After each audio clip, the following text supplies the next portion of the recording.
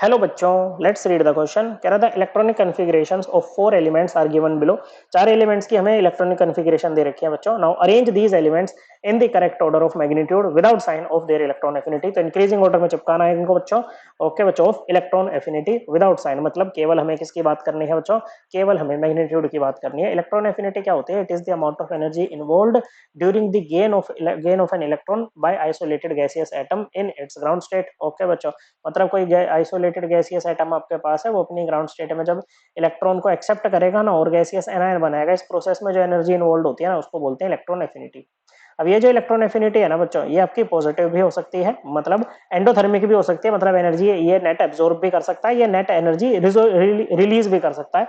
Okay बच्चों, मतलब exothermic भी हो सकती है और एंडोथर्मिक भी हो सकती है। ओके बच्चों, क्या हो सकती है? एक्सोथर्मिक भी और एंडोथर्मिक भी।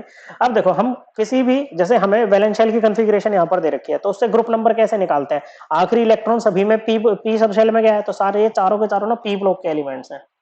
और पी ब्लॉक में आप ग्रुप नंबर का कैसे पता लगाते हो? जो ग्रुप नंबर होता है वो किसके इक्वल होता है बच्चों? वो होता है 10 plus number of valence electrons, यही होता है बच्चों। ओके, तो यहाँ पर इसका ग्रुप नंबर क्या हो जाएगा बच्चों? 10 प्लस 7 17, ग्रुप नंबर 17 हेलोजन है बच्चों ये। ओके, और इसका भी 10 प्लस 7 17, ओके हेलोजन है, और हम इनको न्यूट्रल एलिमेंट्स मान के काम कर रहे हैं बच्चों, आयंस नहीं है, ठीक है बच्चों। ये हो जाएगा 10 प्लस 6 कितना? 16। ओके, ये आपके ग्रुप 16 के एलिमेंट्स हो जाएंगे, ऑक्सीजन वाले ग्रुप के। ओके, इनफैक्ट ये ऑक्सीजन की ही वैलेंस शेल कॉन्फ़िगरेशन है बच्चों। ओके, और ये भी आपका ग्रुप 16 का ही आ जाएगा। तो दो बंदे आपके पास में किसके हैं? ग्रुप 16 के हैं, और दो आपके पास में किसके हैं? ग्रुप 17 के हैं। और जो प्रिंसिपल क्वांटम नंबर होता है वैलेंस शेल का, वो उनका पीरियड नंबर होता है बच्चों। तो दो आपके पास में सेकंड पीरियड के हैं बच्चों। ओके, सपोज करो इसको आप बोल रहे हो ए, ओके बच्चों, और इसको आप बोल रहे हो बी, या इसको बी बोल देते हैं। चलो एक काम करते हैं, ओके नहीं, इसको ए बोला है ना, तो हम क्या करें, इसको बी बोल देते हैं।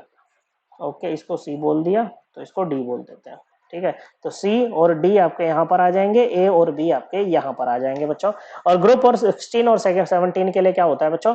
ये जो आपकी, एक सेकंड बच्चों, हमने थोड़ा गलत लिख दिया यहाँ पर, देखो, अगर पॉजिटिव है तो एंडोथर्मिक होगी बच्चों। ओके, और नेगेटिव है तो एक्सोथर्मिक होगी। ठीक है, ओके, तो ये यहाँ पर इन दोनों के लिए ही क्या होती है बच्चों? जो इलेक्ट्रॉन एफिनिटी होती है ना बच्चों, जो पहली इलेक्ट्रॉन एफिनिटी होती है, जब पहला इलेक्ट्रॉन इसने एक्सेप्ट किया होगा बच्चों, तो वो इसकी कैसी होती है? एक्सोथर्मिक होती है। और जो सेकंड इलेक्ट्रॉन गेन एंथैल्पी होगी ना, जब ये दूसरा इलेक्ट्रॉन एक्सेप्ट करेगा, वो हमेशा ही पॉजिटिव होती है किसी के लिए भी। ओके बच्चों, अब देखो क्या है कि ये आगे बच्चों, अब जो इलेक्ट्रॉन एफिनिटी होती है ना बच्चों, वो क्या होती है बच्चों? ये इनवर्सली प्रोपोर्शनल होती है साइज के। अब साइज क्या होता है बच्चों?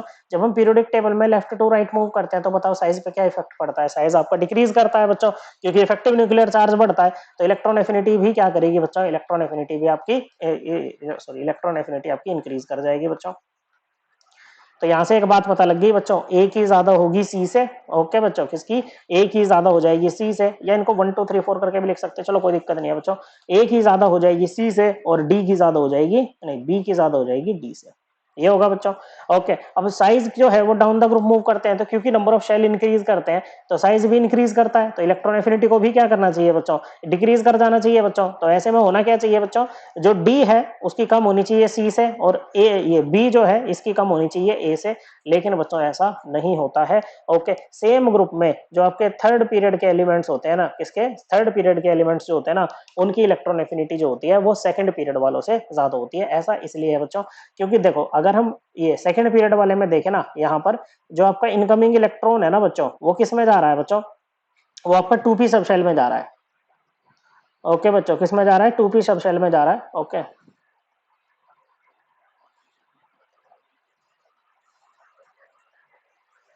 किसमें जा रहा है? 2p सब शेल में जा रहा है बच्चों। और जो थर्ड पीरियड वाले हैं उनके 3p सब शेल में जा रहा है। अब जो साइज होता है ना बच्चों, वो 3p सब शेल का ज्यादा होता है, किससे? 2p सब शेल से। ओके, तो भाई उतने ही इलेक्ट्रॉन 3p में है, उतने ही इलेक्ट्रॉन 2p में है, तो यहाँ पर लेस इलेक्ट्रॉन डेंसिटी होगी, मतलब incoming electron will feel less repulsion here and more repulsion here बच्चों। ओके, यहाँ पर रिपल्शन ज्यादा होगी बच्चों। ओके, तो इलेक्ट्रॉन को यहाँ पर ज्यादा अच्छे से वेलकम किया जाएगा, इसीलिए इलेक्ट्रॉन एफिनिटी थर्ड पीरियड वाले की ज्यादा होती है। फिर कहोगे सर फोर्थ पीरियड वाले की तो और ज्यादा होनी चाहिए, लेकिन वहां पर फिर आपका वही साइज वाला फैक्टर डोमिनेट कर जाता है बच्चों।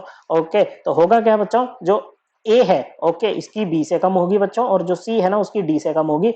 और अगर हम ए और डी इन दो में कंपेयर करने लगे ना बच्चों, तो हम इसमें फिर वही साइज वाला फैक्टर ही यहाँ पर रखेंगे बच्चों। ओके, तो सेम ग्रुप में लगाते हैं ये आपका जो हमने पीरियड वाला लगाया। ओके, तो इसमें क्या होगी बच्चों, ए की ही ज्यादा आएगी डी से। क्या आएगी बच्चों, ए की ही ज्यादा होगी डी से। ओके, तो डी की सबसे ज्यादा आ जाएगी बच्चों। ओके, मतलब फोर्थ वाले की तो सबसे ज्यादा इंक्रीजिंग में लगाना है बच्चों। ओके, उससे कम किसकी रहेगी बच्चों, उससे कम रहेगी आपकी सेकंड वाले की।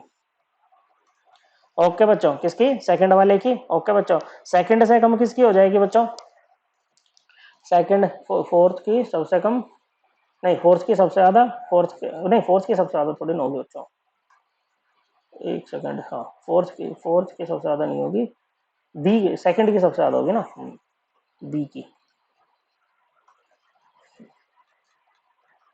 सेकंड की सबसे ज्यादा होगी बच्चों। ओके, इससे कम होगी फर्स्ट की। ओके, फर्स्ट से कम होगी फोर्थ की और सबसे कम होगी थर्ड की। हाँ अब सही है। ओके बच्चों, ये हमारा ऑर्डर आ जाएगा, थर्ड की सबसे कम, उससे ज्यादा फोर्थ, उससे ज्यादा फर्स्ट और सबसे ज्यादा second. Correct answer option 2। I hope आपको ये एकदम क्लियर हो गया होगा। थैंक यू बच्चों।